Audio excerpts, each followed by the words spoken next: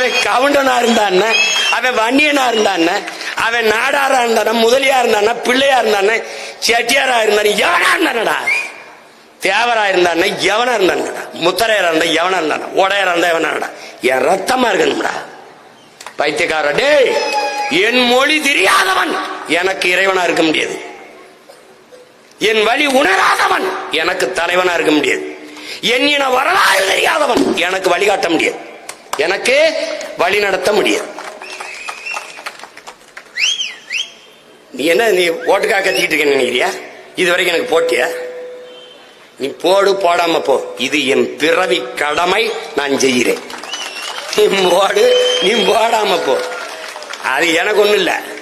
ஆனால் என் மரணம் எனக்கு வலிக்க கூடாது, உறுத்தக்கூடாது. என் பிறவி கடமை நான் செஞ்சேன். ஏன் எனக்கு கத்து கொடுத்தவன் அப்படி. யாருமே சரியில்லைன்னு, எல்லாரும் சரியா இருந்தா நாம எதுக்குப்பா போராட போறோம்ட்டாப்ல.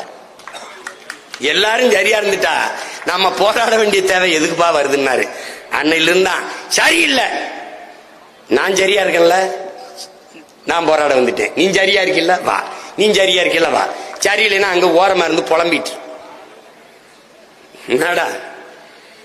இப்ப என்ன வழி இருக்க? வழி என்ன இருக்கு? அண்ணனை தேர்வு செய்யற தவிர உனக்கு வழி கிடையாது. அவன் என்ன பண்ணுவான்னா எல்லாருக்கும் ஓட்டுரிமை கொடுப்பான்.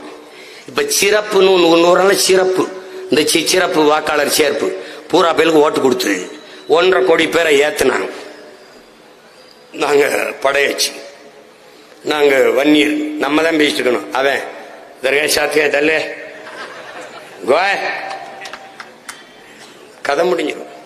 தாலி அப்பாண்டே திருப்பூர்ல மாட்டு பசுமாட்டு வாழை வெட்டிட்டு புணர்ந்துட்டான்டா. உலகத்துல பைத்தியக்காரா நம்ம அக்கா தங்கச்சி ஒத்தையில போக முடியலடா. இந்த படத்தை பாரு, தாழ்றாடே, இந்த பாரா, இந்த பச்சை குழந்தை கீழே இருக்கிற படத்துல பாரா, பச்சை பிள்ளை பள்ளிக்கூடத்துக்கு போல சீரோடையோட போல தூக்கிட்டு போயிட்டான்டா காட்டுக்குள்ள. பாரு பைத்தியக்கார பல அங்க வர பள்ளிக்கூடத்துக்கு போற பையில தூக்கிட்டு போறது, அங்க வர ஆயிரக்கணக்கா வந்து இறங்குறத. டேய் நீ சொல்ற நான் சொல்றத நம்ப மாட்டேன்டா, சத்தியம் பேசுறேன்டா பிரபாகர மகன்.